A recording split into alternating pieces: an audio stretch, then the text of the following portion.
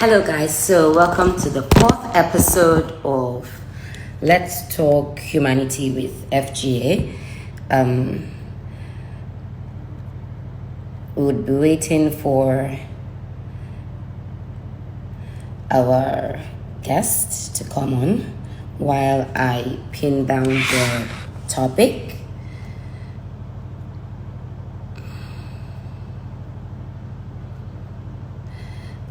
Today's topic is change management in business and non-profit post-COVID.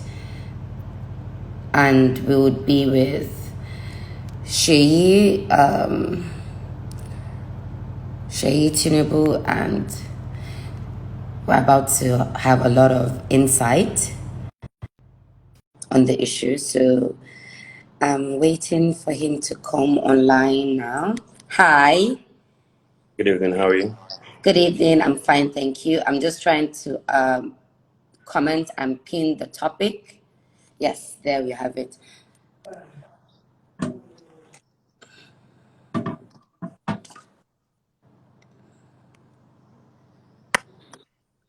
How are you, Shay? How are you doing? I'm doing very well, thank you. And yourself? I've seen a lot of work with Noella Foundation. It's amazing what you and your wife are doing. Thank you. Yeah. Thank you. We're just trying to do our best I know.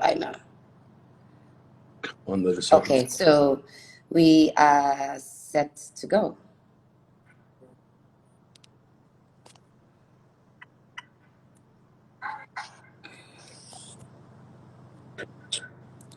All right, so just a brief introduction of Shay. Shay is a businessman. He works in PR and he has a foundation with his wife, Noella Foundation. And so far, they've done so much. You could follow them on Instagram and online. So far, they've done so much when it comes to COVID and actually helping people, educating people, giving food and medical relief and whatnot. So Shay is such a good thing to have you today. We really appreciate you coming on. Welcome. Do you have any few words of introduction, or can we go ahead? Please go ahead. All right. So it is no doubt that the COVID-19 pandemic has ushered in a new era for businesses and non-profits to change around the world. We know that change is constant, so that's for sure. And with this new pandemic, everyone is trying to adapt to what they can, either business-wise or non-profit-wise. So what are the anticipated changes in the business world and non-profits? With regards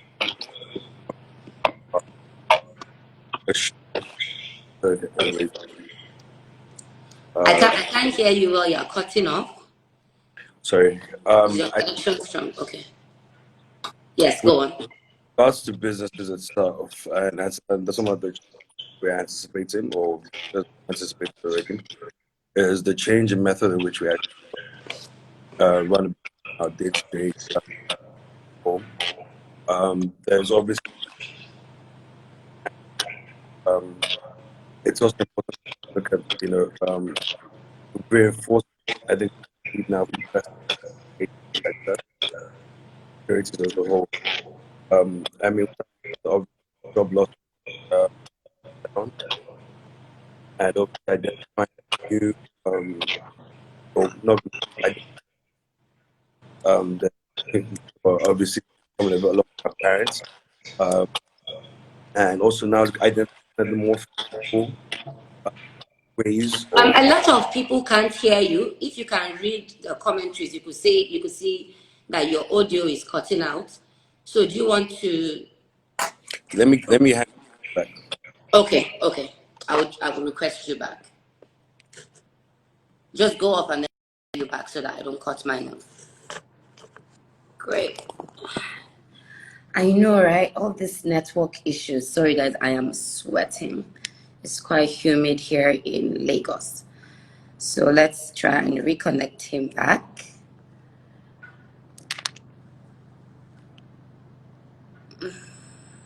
Done that.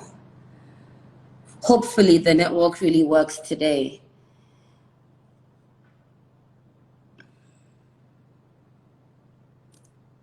Thank you all for coming online. this is really important. I would suggest you really pay attention because a lot of small businesses are finding it very difficult in this time. And Sorry about that. if you listen to the tips he'll give, you'll be able to find it easier in your businesses. Okay, let's go on. Can you hear me better now? Much better. Okay, sorry about that. As you can see, obviously, investments in and why since we're going to be relying more on Zoom and FaceTime. So, like I was obvious with regards to business and business is the obvious stop loss of falling on consumer. And I mean, for me, the shift to remote working, which is need to invest more in IT sector and security for home. It would affect the way in which we start the activity as business owners. Whereas, and with regards to non-profits, from the we're out there, there's going to be a change in the way. The audio is bad. I'm sorry, but can you read the comments? No one can hear you. Okay. Are you using Wi-Fi or are you using your mobile network? Mobile network. Wi-Fi.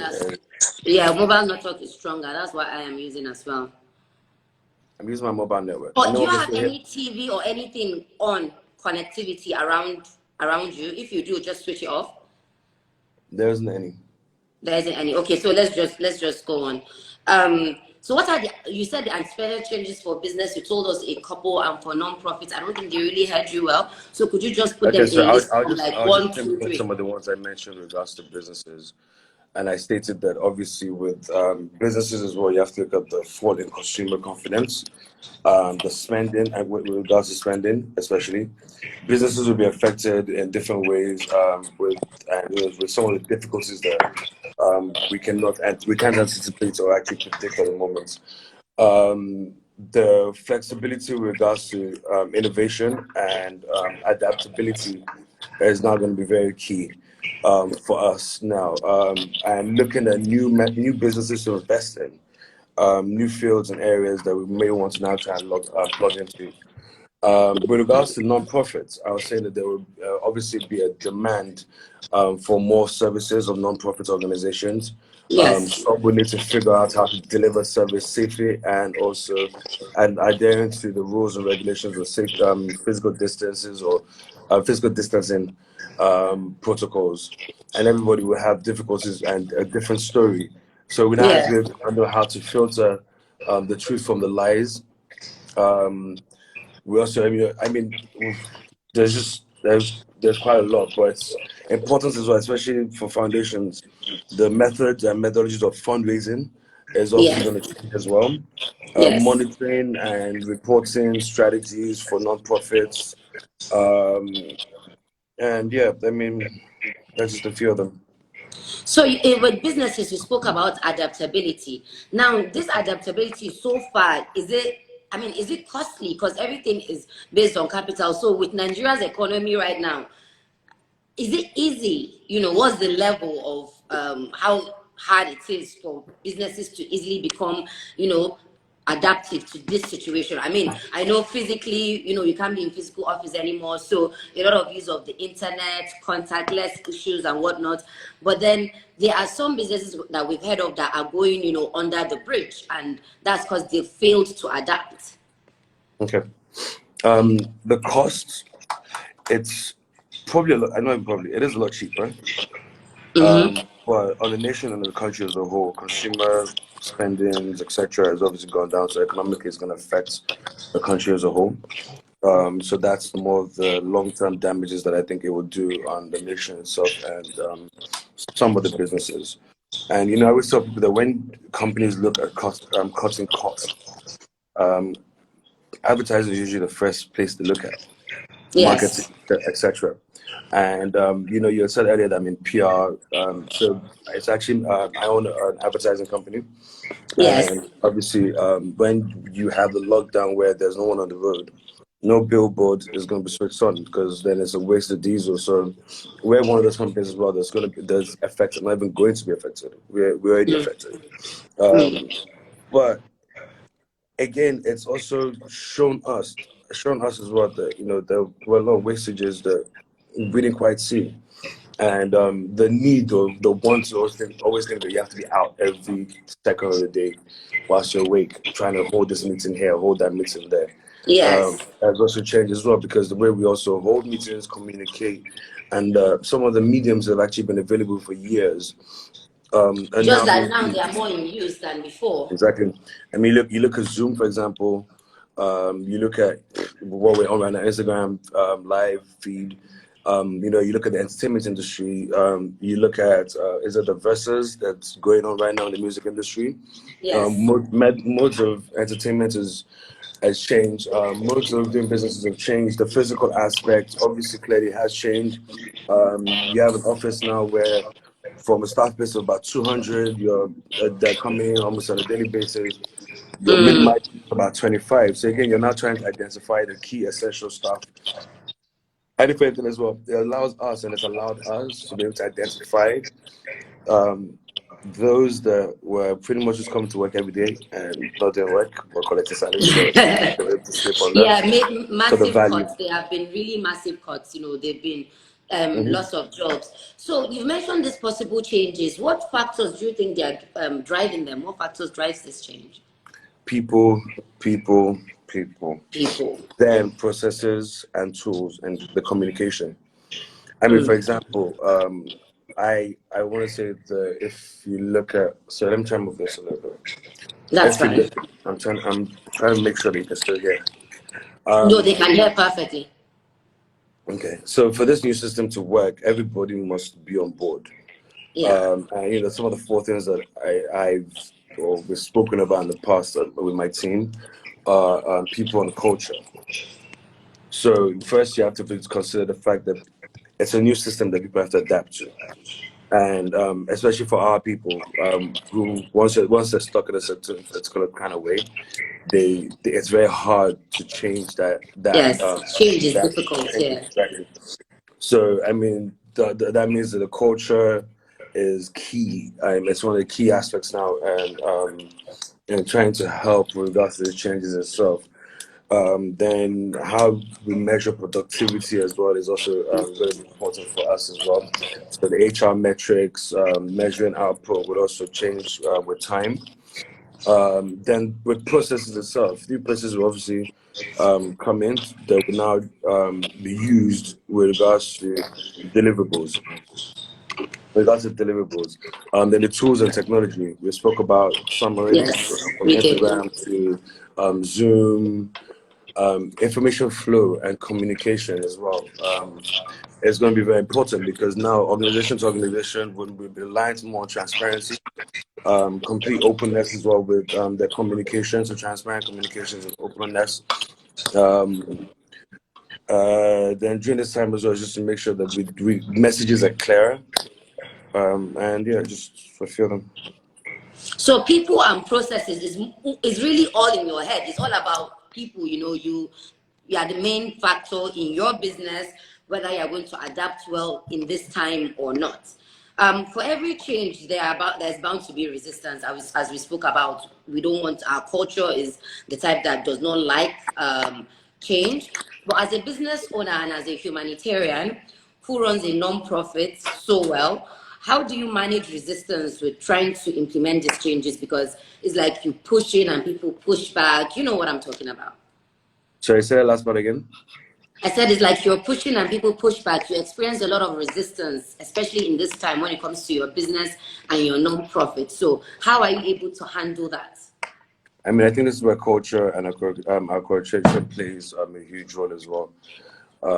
As leaders in whichever various form of industry as well that you're in, you must first go back and go back to the drawing board Mm. and acknowledge the new style of leadership and management may be needed. to see the new normal come through. Because I mean, again, this is a new normal, or it's about to become a new normal Yes. for all of us. Yes. We're entering a trust economy where relationship within organizations, as I mentioned earlier, and between stakeholders and shareholders as well, will mostly be driven by trust and transparency, obviously. So open, transparent communication and good feedback to criticisms is obviously going to be key. We play a key role in our deliverables and delivering our targets to our shareholders. We will need to carry shareholders along a lot more Yes. because in most cases, I mean, there's that physical presence. There won't be as much of a physical presence for us. So making sure that we create and have the tools to actually do also give them that access to what would normally have been physical for them, or they would have been able to see. So, I mean, for us, the resistance is going to be there, but I mean, at the end of the day, once and as long as we're transparent and as business owners, then I feel we'll be good. Okay, thank you, Shay. So I've heard this phrase a couple of times, change management and management of change. And I have personally used the words interchangeably without really knowing the difference. So please, can you shed more light on the dynamics of the meaning of both phrases? Sorry, between change management and management of And change. management of change, exactly. Okay, I hope I get this right. So one is a strategy function, whilst the other is more tactical and it's an application, right? So change management itself encompasses of, I think, entire strategy functions of bringing about change and its various aspects. Whilst the management of change is used and referred to through processes and steps involved. So one is obviously functions, whilst the other one is actually more the processes. So I mean, that's two difference really. Okay, thank you for clearing that up. Now, amongst all the possible changes that have risen as a result of the global pandemic, what are the changes that have come to stay, even post COVID? Um, I would say paying more attention to your HR department in the business world. So remote working, um, usage of masks. Um, that's, Do I you think mean, people? Do the you think handshake. people that have been let go of at work, cut off because other things will just, I mean, Instagram, communication, PR, a lot of things have taken over their jobs, and it's really more feasible to cut down. Do you think post COVID, these people will be able to be reintegrated back into their jobs or businesses, or that is it? Even after COVID, you've been cut. Because if that's it, then that's a lot. Like the damage to the human capital is going to be humongous, and it's already apparent. It's unfortunate, but at the same time, we and the business and the legacy which we're trying to build for our children must survive. And in order to do that, we have to take and make decisions that will hurt certain families. But during this period as well, it's just going to be one of, like I said, some of my people, it's going to be more of a recovery stage for us. Regrouping, Regrouping. and thinking back into how to change. But with that said as well, it's also going to see a boom in the tech industry. So it's also an opportunity as well for the younger ones um, who still have their age on this, or they have age on their own side to either go re-educate themselves with IT department or areas as such. So a lot of people just have this is to a figure very out tough. how to It's a very innovate, and how touchy. to adapt. It is. It's a very sensitive and touchy topic I because know. There has to be like a complete every reorientation. It's day. quite sensitive. Let's do it. I'm like, for me, it's like every day right now. As a business owner, I'm having to face someone who's been with me for like 5 years, working I see every day, and having to try and find something else for them to do or cut Yeah. salaries. And it's end of the month, so salaries are coming up. So it's just that day right now. But anyway, that said, yeah. Yeah, and someone just said a lot of people, Rukaya just said a lot of people are actually learning skills this time around. It's like it has a bit of a positive when it comes to it. People are now forced to, okay, if you've lost your job or your salary has been slashed from like a normal white collar job, a lot of people are starting to learn vocations, learn different things, how to do maybe content management, just different things, and it's really helping. So in a way, there can be some positivity. So it's true that change management involves people and processes, as you said. And it's without any doubt that SMEs and small non-profits were greatly affected, as we've been talking about, by this pandemic. What are the steps that small businesses and SMEs and non-profits need to do, in order to survive post-COVID? I know you spoke about reorientation and all that, but what is the shelf life of a small non-profit in Nigeria today? I think that's basically what I'm trying to ask. The shelf life of nonprofits, it's going to be a lot shorter than it was in the past. It's going to be a lot harder. I mean, for nonprofits short life of SMEs, it's going to be a lot shorter. Yes. The need and the dependence on nonprofits is going to be a lot higher. Okay. So the short life of I keep saying nonprofit of SMEs is going to be short, obviously, because SMEs funding and fundraising and trying to get seed funding as well as an issue in the past. So now a lot of people obviously going to be a lot more adamant to invest so freely as they did in the past. And again, it also depends on what that particular SME is trying to, or To what they're achieve what achieve. line they're in. Mm-hmm. And Yeah. like I said, I mean, I really do believe that there's going to be a huge boom in the IT sector, and that particular sector is about to, and I hope sees a huge change. Okay. Well, finally, we are at I'm, 25 I'm having minutes, to so turn it's my a head. 30 I'm trying to turn minutes. my head to some more questions here. Can do you want to answer questions from there? Because the No. questions are kind of coming, and so most of them we've actually addressed while we've been talking here.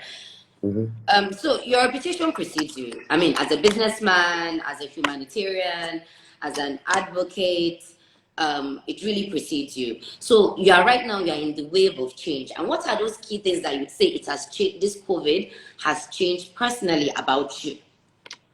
You as a person, what would you say? I don't have to shake people's hands anymore. I know, right?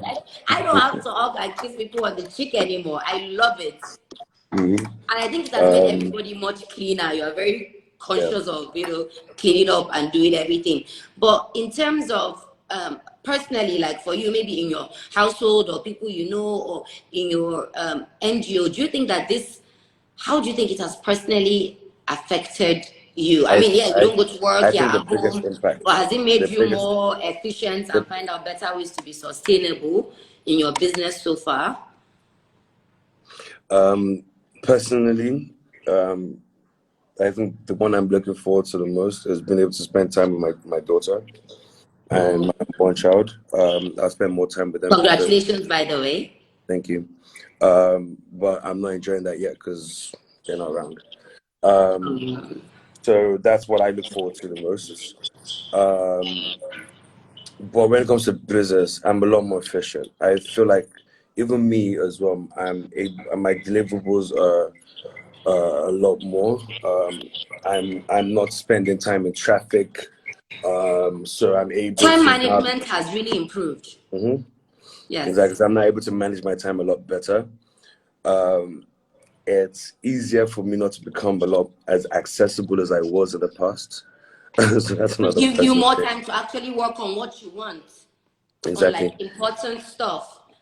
Exactly. So it's been, I mean, work, family, social, because I'm actually able to now also have time for my friends. That there wasn't there in the past, even if it's just a Zoom call here or there. But I feel like every day we're seeing newer things. Because every day again, as we wake up, the new challenges that we have to now try and adapt. Yes, there's So something new almost every day. exactly. So for me as well with my staff, I'm appreciating my staff a lot more. I'm learning and I appreciate a lot more from them. So like I said, there's just a lot. But the one I'm happy about is the whole no shaking hands thing. And most importantly, that most important one as well is, having and will be able to spend more time with the wife, with my daughter, and I'm not even going to refer to business. Let me talk about the personal one. Less time in traffic. Less time in traffic, definitely, Mhm. for Lagosians and well, most Nigerians in cosmopolitan cities. That's quite important. Wow, thank you so much, Seyi, for coming live with us Yeah, and thank you for having me. discussing these few things. I've learned a lot from you in this few 30 minutes. Sorry, my phone is sliding off. And please, my And regards to my brother as do well. you have any last words for our viewers? I mean, young Nigerians out there. I've seen a lot of commentary and people adding to it and making their own contributions. And maybe in the future, when we start doing longer sessions, we can entertain more questions from the audience. But any last words? Stay strong, stay safe, um, and all we'll get through this together. Okay. Um, my regards to my brother, your husband, I will. and everyone. And God Thank bless. you so much. All Thank you right. so much. You're All welcome. right. Bye. Bye.